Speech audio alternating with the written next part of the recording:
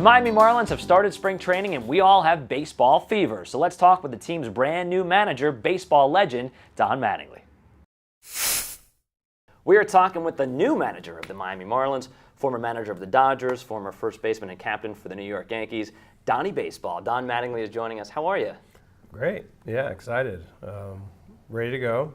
You know, getting off the plane last night and walking through the airport, just knowing that this was the start of it. Actually, we're getting into spring training that time that you start to mold your club together. So you have played for and managed two iconic franchises, the New York Yankees, the Los Angeles Dodgers. This is a newer team in the context of Major League Baseball. What can you bring from those two storied franchises to Miami? Well, I think the game is still the game, and I think you want to be professional in the way that your team looks, the way they handle themselves, the way they conduct themselves, the way you play the game. So hopefully we bring a consistency in the way that we approach it and bring a product to the field that the fans can enjoy, you know, and that they're proud of when they see us play. They say that's a baseball team that knows what they're doing and are here, here to win. So you've been through a lot of these spring trainings, your whole really life, pretty much, right? Pretty much, yeah. It seems like it. You still get the butterflies? You still get jacked up, ready to go? I do. It seems like after the first of the year, you kind of start knowing that it's coming. You know, you got to get ready, and pretty soon you're going to be packing and putting your stuff together to take off. And spring is always interesting because it's like a fresh feel. You know, it's a new start. Every team feels like, hey, this is the beginning of it. You don't know what's going to happen. And so spring is really an interesting time, and for me, I really enjoy it because it's a prep time. It's getting ready. There's a lot of things you have to do to get ready for it. Well, particularly for you this year because it's your first year with the club. So how many of these guys have you met? How much do you know about them? Is there going to be a big welcome to the team speech? How do you handle the first year with a new team? Well, you look into the guys first. Number one, you know a lot of guys just from being across the field. So when I'm with the Dodgers, we come in to play the Marlins, or they come to play us. You know, you're studying, so you have an understanding of what these guys can do and who they are, and then just get going, right? You have to build that trust. I want to be able to build trust with these guys. They know how I'm going to be, how I'm going to treat them, and just kind of work from there. Let's talk offense. This has been a pitcher's park, but some changes have been made in the offseason, moving in the fences. You guys brought in Barry Bonds to be the hitting coach. So are we looking for more of an offensive team this year? Maybe some more home runs, some more power? What are we looking for offensively? I think we just want to be a better offensive club. I think when you bring in Barry, he brings in a ton of experience, approach-wise, what he's going to try to do with the pitcher, what he's going to be able to help these guys, just kind of help mold them and help them with little shortcuts. So the fence thing, I don't think is a huge deal. It's going to be a little shorter in right center there and right.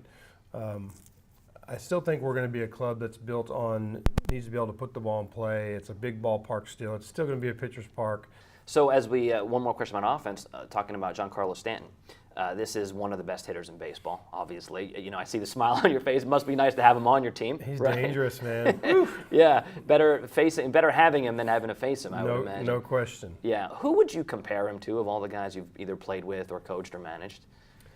Oh, I don't know. Athletically, he's kind of like a Dave Winfield. I don't know if Winnie had the same type of power as Giancarlo has, because Giancarlo hits him where nobody hits him. But both of those guys were just big men that ran well, did everything well, and just great all-around players. And that's what you see with Giancarlo. You hear about the power, but this guy's a good defender. He can run. He can do a lot of things. The only thing that any kind of problems with Giancarlo has been, just little nagging injury type stuff, and those are the things you can't really control. You just you do your best and you try to, manage everything, and hopefully you have a little luck.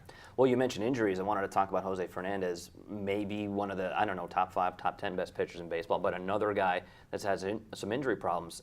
Is he healthy right now? And what do you think of him, having faced him and seen him over these years? No, Jose's filthy. He's healthy. He's a guy we'll have to pay attention to coming off the, Tommy John. He pitched, finished the season last year. But as a guy, you want to manage his innings. You want to kind of help build him back up.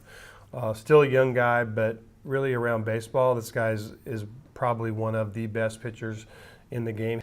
Obviously, as a manager, you'd want to keep him around for many years. But the question that a lot of Marlins fans have down here that they've asked me to ask you is, what about the future with Jose Fernandez in Miami? Do you involve yourself with any of those conversations, or do you just worry about the on-the-field stuff? I worry about, for the most part, on the field stuff, but also you have to know that that's in guys' minds, what's going to happen to me, that part of it. You know, obviously Jose's a guy, a tremendous talent who's going to demand huge dollars at some point.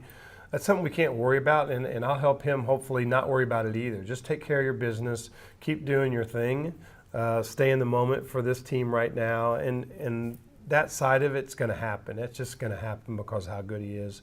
So that's not something he has to really worry about. So I mentioned this to you before we started. I grew up in New York. You were my hero. I mean, that's not a word I threw around. This is a really cool thing for me.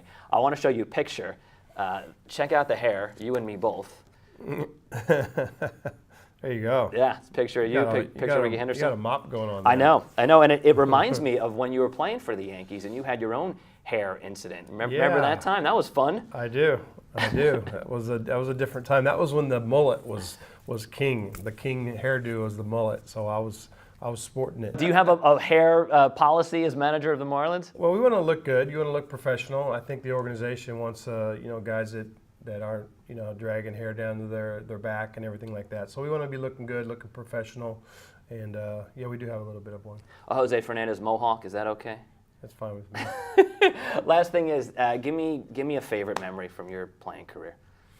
I think there's so many good memories. Obviously, the first one that comes to mind is always just that first day you get called up to the major leagues and you walk into the Yankee Stadium and you see this giant, this place, and just a kid coming from the Midwest, from Evansville. It's just a special day.